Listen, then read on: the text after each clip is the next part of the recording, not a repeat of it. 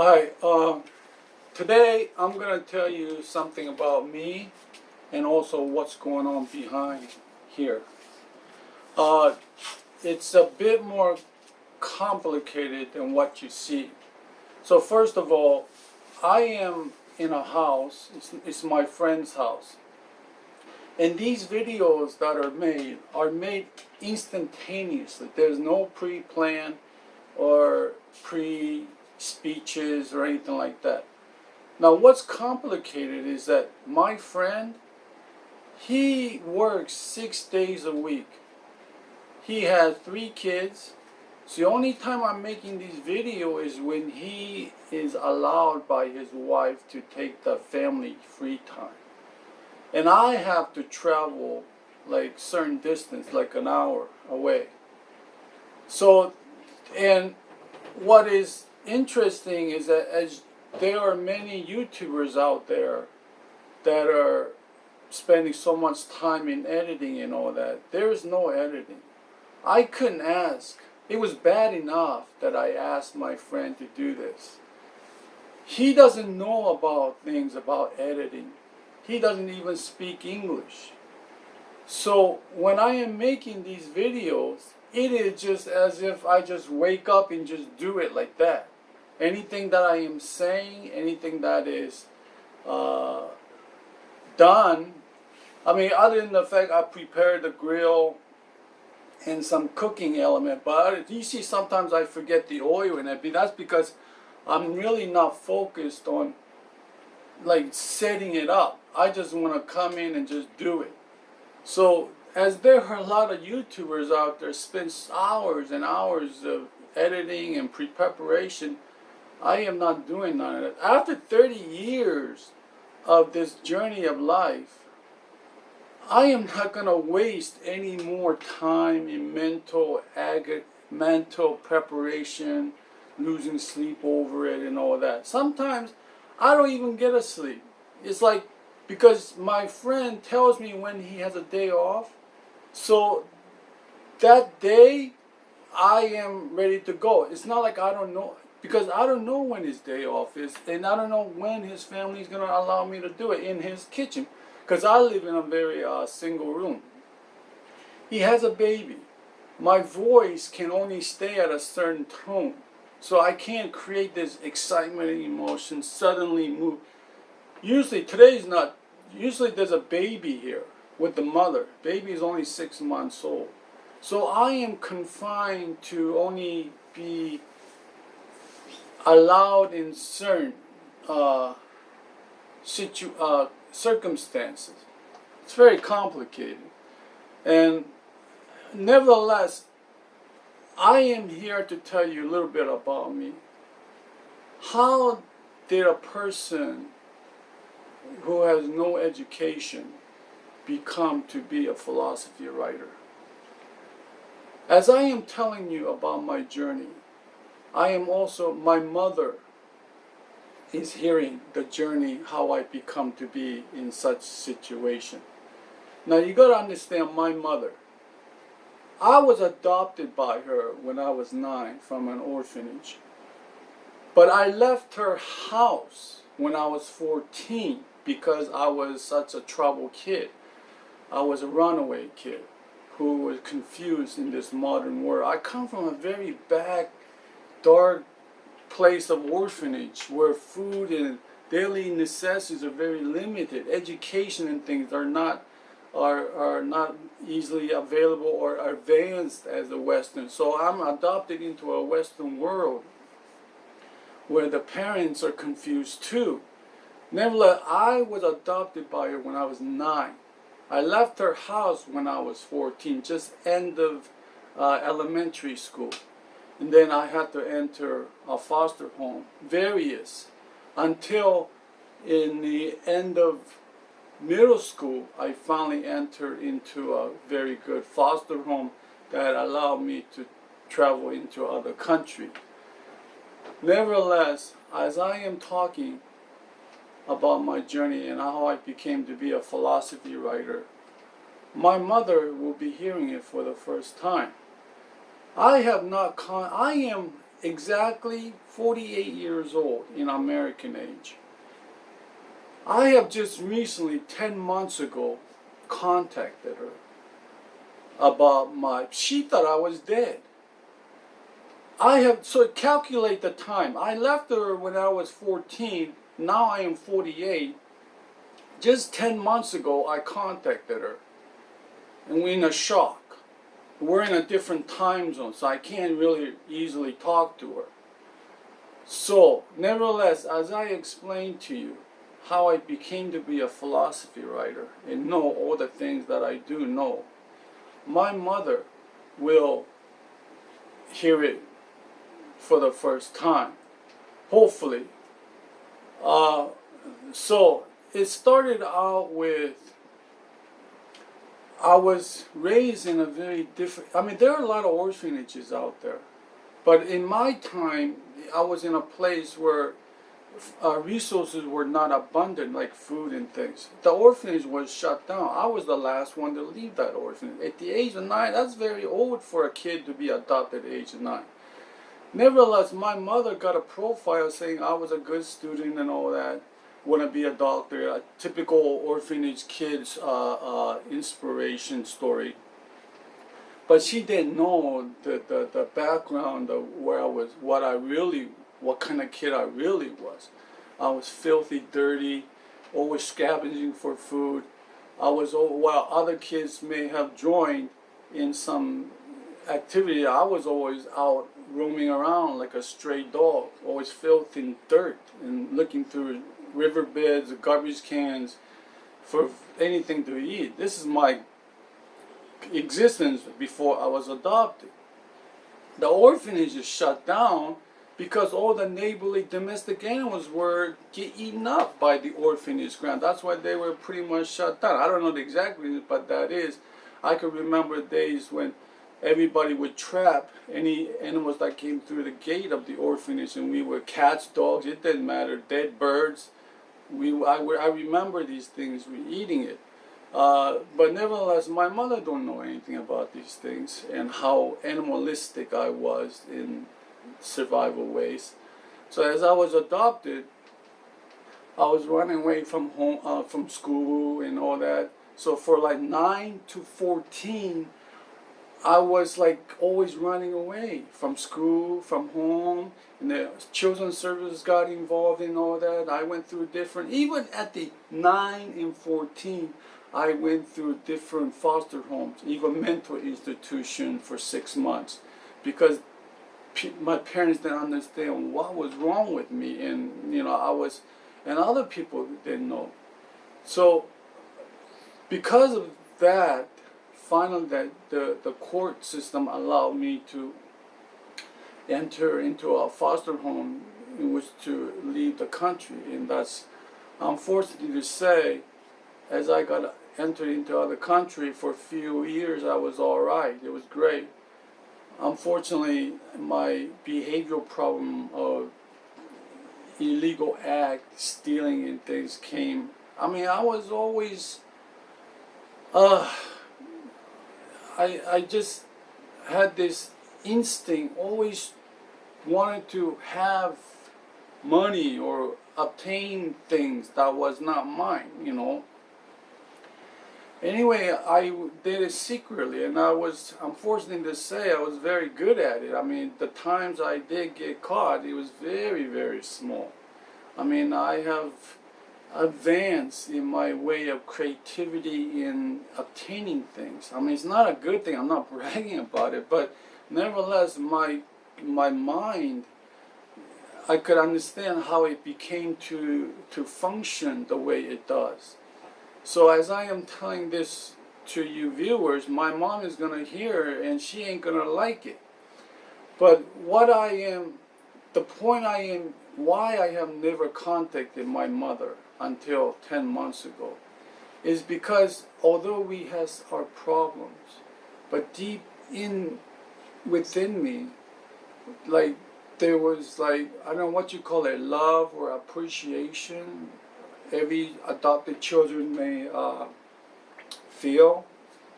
I mean, when I was a kid, I remember carrying 2 comic books One was Tarzan, because I always felt related to Tarzan. If you could put me in a jungle, and I would feel very comfortable, just transform myself into a Tarzan.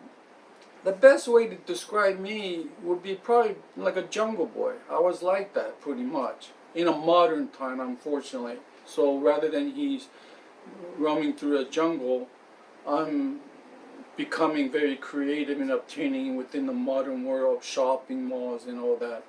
But two comic books, Tarzan and Jack and the Beanstalk. The reason Jack and the Beanstalk came in very significance is because Jack, through his heartily love for his mother, he had done something that his mother could not understand. Selling that cow, the only cow, for beans.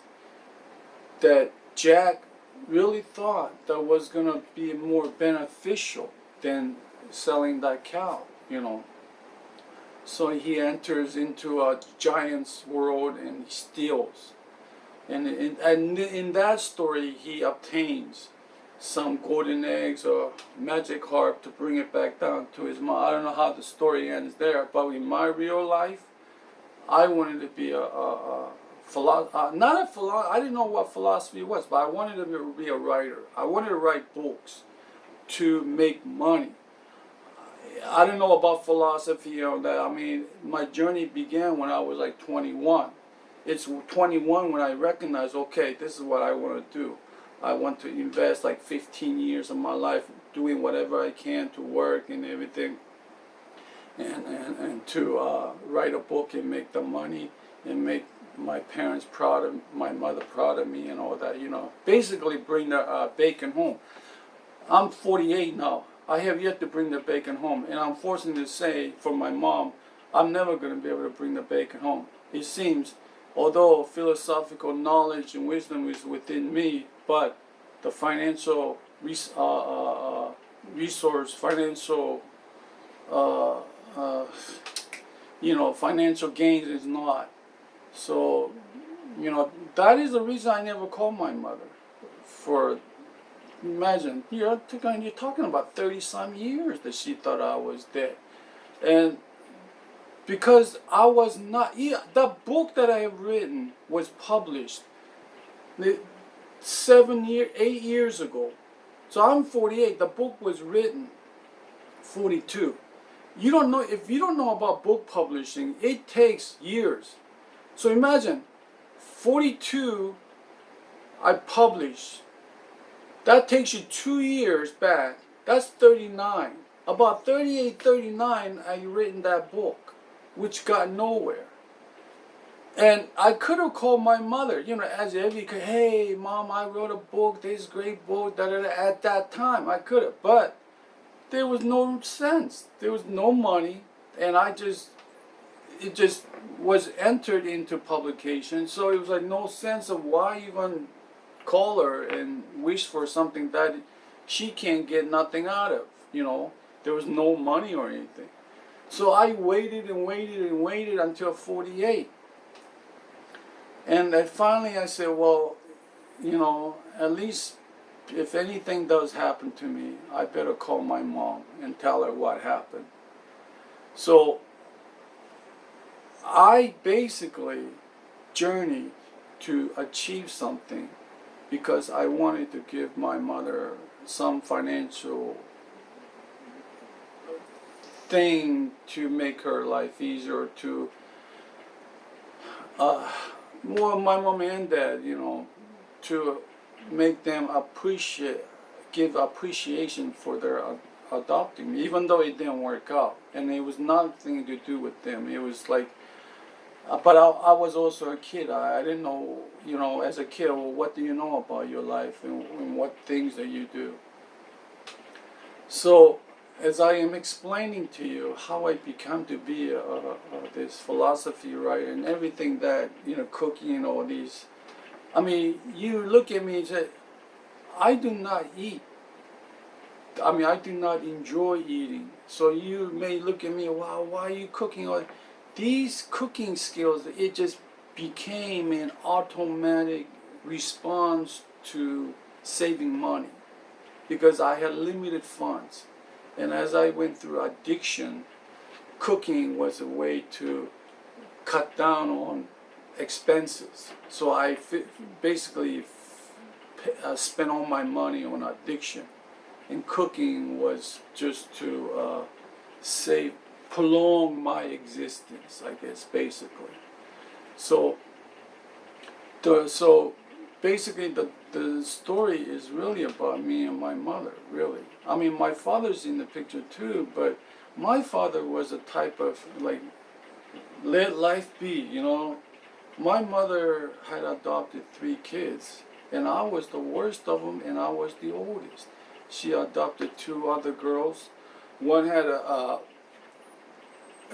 health problem, cystic fibrosis, and you know, but they were adopted when they were very young. So the complexity of human emotion was different. I mean, they came out all right. I was just like a black duckling, I guess. But it wasn't. I look at it as it wasn't really a fair challenge for my mom or for me, because I was basically a wild as a wild species can be, you know. And my mother, she tried everything. She went for every kind of help and everything. So just imagine how many decades that is. I mean, you hear stories about people not seeing each other for 10 years, 15 years, 20 years. You know, I think I kind of like, me and my mom kind of over tops that. So basically, in my life, I try to do everything the right, by exercising, always staying away from drugs and all of that. Unfortunately, to become a philosopher, but it wasn't. I didn't want to be. I didn't know what philosophy was. I didn't know Friedrich Nietzsche. I didn't know anything until in my 45 years, 43 years, 45 years, around there. Until I started watching YouTubes because you have to understand, after 20 some years of striving to be making money, you know, as a writer, and it didn't come through. Imagine the mental strain of it. After 20 some years, I mean, you have people out there, few years, 10 years, 15, you're talking about 20 some years. A kid has no education. A kid has no way of, and will make it worse, I was put in a position of, in another part of the world, I can't speak the language. Anyway, I don't want to go too deep on my personal life, but the main focus is how did I become a person who was an orphanage, did not speak the language, was not educated, did not have the mental capacity to write books, let alone philosophical books. I mean, I don't know how to start other than the fact that I had to enter into a sinful life. I had to enter the world of darkness. And unfortunately, it wasn't just a few years. You're talking about 20 some years of this never-ending, constant, addictive personality of trying to understand myself and why I continue to do the things that I did. And finally, now I understand. Unfortunately, it only took like almost 30 years, you know.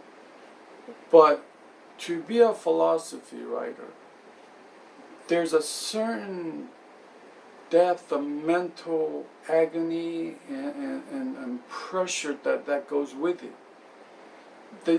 I mean, humans may brag about being this writer, essay writer, magazine writer, novelist, and all that. There's not many philosophy writers. Probably most of them self-destructive because of never-ending continuous stress of life and addiction, overcoming addiction to continue to be pulled into the addiction and all of that. So I am here to tell you many mysteries of life.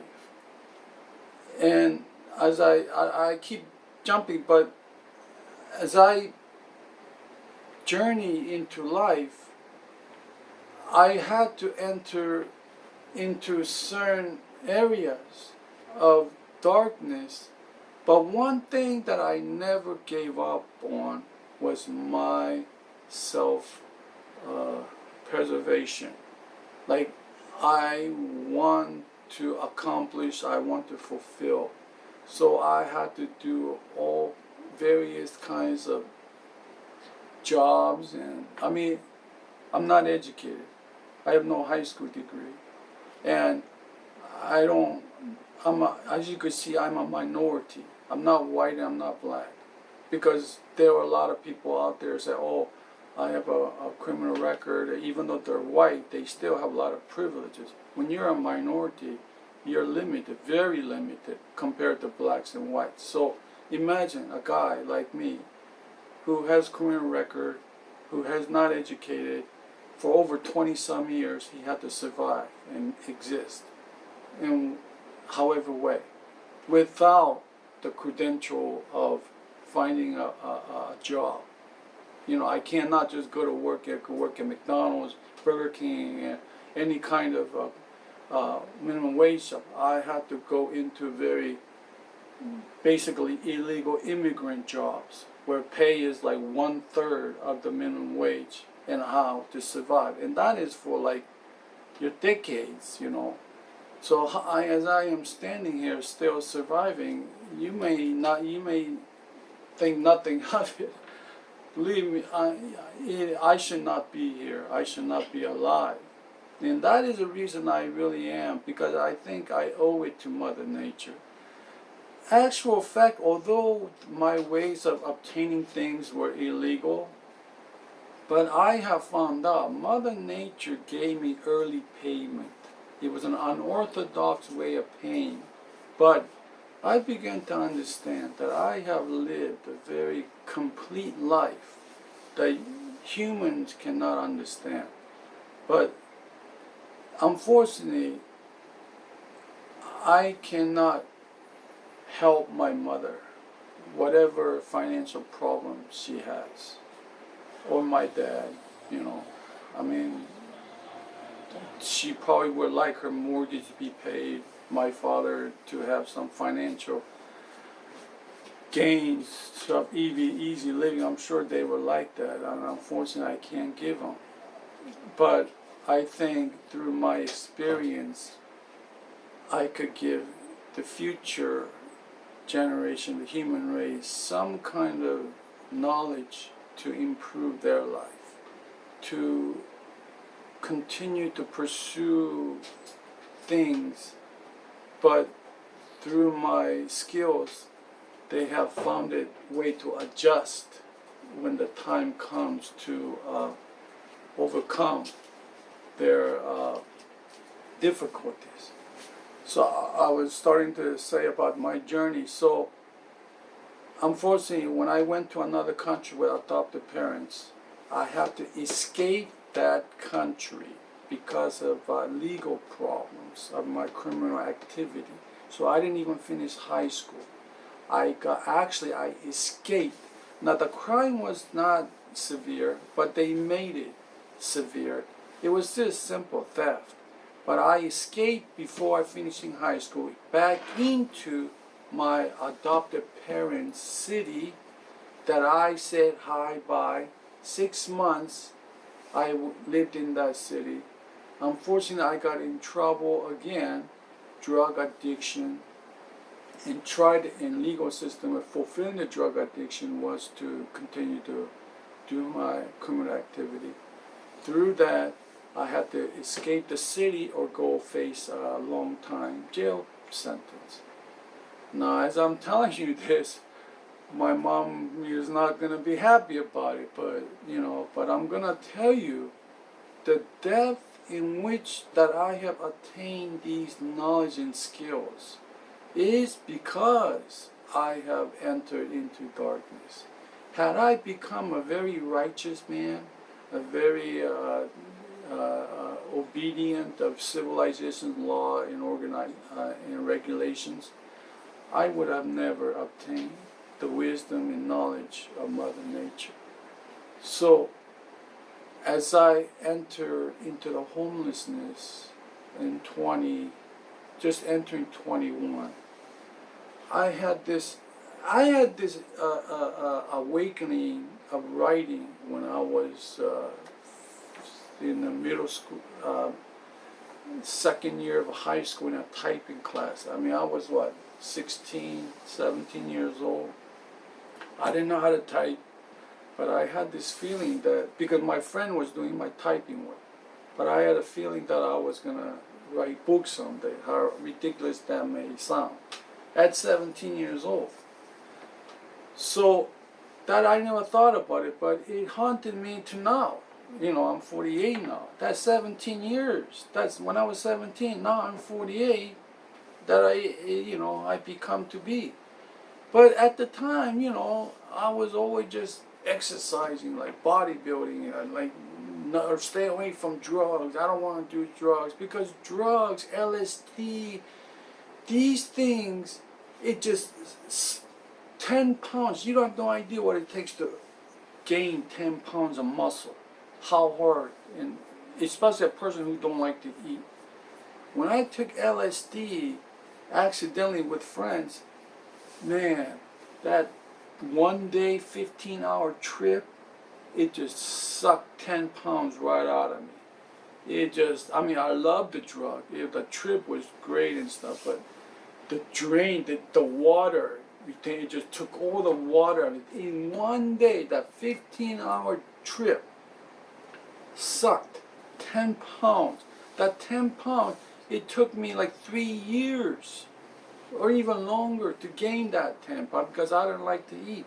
Nevertheless, drugs was not my intention or my portfolio of wanting to be. Unfortunately, I entered into crack addiction because I was in a homeless shelter. Crack was prevalent in that area, and my first job was working. So when I went to a homeless shelter, there were some religious organization that came. They were Asian too. So they came in and they saw me and said, "You don't belong here." There's something mystery about this kid. His race usually aren't in here. So they asked me to go to church and all that, and through that, it took like 6 months, surviving in that homeless shelter, going through a crack addiction, so I have to fulfill the crack addiction with illegal activities. I went into a Chinese restaurant at the age of 21, and I knew I wanted to go. The reason I chose it because I watched a lot of kung fu movies, young time, and Jackie Chan used to work in a Chinese restaurant. All these Chinese kung fu people used to work in a Chinese restaurant, and that's where I went in there because I didn't know anything else, and I couldn't just work in a regular minimum wage job because I'm not white, I'm not black. So I knew I had to enter into a place where only illegal immigrants would go there because the pay is very low. You're working with illegal Mexicans and all that. So I went into China not to be a chef, only to train my mind to write. That's why I went in there. I wanted to train my mind to be focused at a level where I am ready to write. So I was willing to put like 15 years. I'm willing to wait 15 years. I'm willing to wait. I'll work whatever I have to do. I'll wait 15 years to fulfill my ambition. Unfortunately, I started out as a busboy at a Chinese restaurant. They pay me like maybe $10 a day, $15 a day. It wasn't every day, it was sometimes. So when I had made that $15, I go back in the homeless shelter where there's crack addicts and everything. You know, as an addict, you just can't help it. You have 5, 10, 15, 20, it doesn't matter. You just have that little bit of change and you're going to go right to doing it. That went back and forth, like for like, and then finally, but problem was this, as I enter into this drug addiction, I would fight within myself. I said, man, you're disgusted. So while other crack addicts would hold on to their drug apparatuses of crack pipes to all these kinds of like they carry like a purse because they want to save money because each time those pipes cost a lot of money. Each time I did these drug things, I would feel disgusted. So I would just end up smashing the pipe, which made me spend more money because I now have to pay to use their other people's drug apparatuses. I mean, it's complicated. I'm fighting this. I knew as I was entering in the ghettos, a lifestyle, drugs, working and all that, circulating and doing crimes, I knew back in my mind I needed this kind of exposure to be a future writer to what I was going to write about. Unfortunately, that journey never ended. But one thing that I never forgot was I entered it, I relapsed, I rebuilt myself by training my body. Without food though, I mean you work in a Chinese restaurant, the Chinese owners are not going to let you eat meat or anything. If they'll barely let you eat fish head soup. I mean, I ate a lot of ramen noodle, but imagine building a body on that. You look at any weightlifter. If I told you I build my body on ramen noodle soup and one egg or fish head soup, they probably think, no, that's impossible. You can't build. Anyway, that's how I build my body. Very minimal of food, but through my will to determination, I would not stop. Each time I did crack, I would recuperate next day, go back the next day, and back and forth like that for years. And then I got fired by a Chinese restaurant, and then I had to find another. The complexity of being in this particular situation, you could not. I mean, you hear about people who are homeless that I don't have a job and go through a drug addiction. You have no education, try to find a job. You're trying to maintain a residence. I'm basically a homeless all my life. I have no residence. I've just moved. And the only